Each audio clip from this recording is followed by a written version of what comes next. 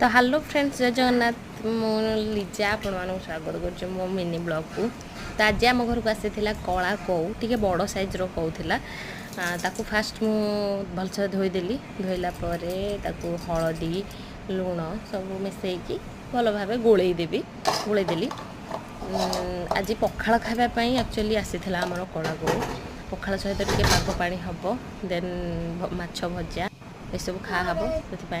भलसे धोईकी लुण हलदी गोलैकी धोईकी गैस लगे कड़े तेल पकई पूरा तेल तातिला माछ को पकईदे ना तेल गरम न होते माछ पकईले तलू लगे तो से तेल गरम होला पूरा माछ को पकईली आ माछ को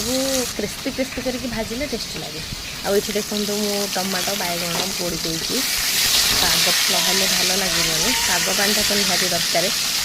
तो पूरा ऊपर ऊपर क्रिस्पी हो भितर भितर नरम होमती पूरा भाजिले खावा को टेस्टी लगे। आउ भजा सरला मु पूरा बाड़ बड़ी कर माछ भजा आंब आई बैगण टमाटो आलू सीझा थेला से सब पाग करने पाग भी करदेली भात ये मो स्वामी दुज मिसिकी खाऊँ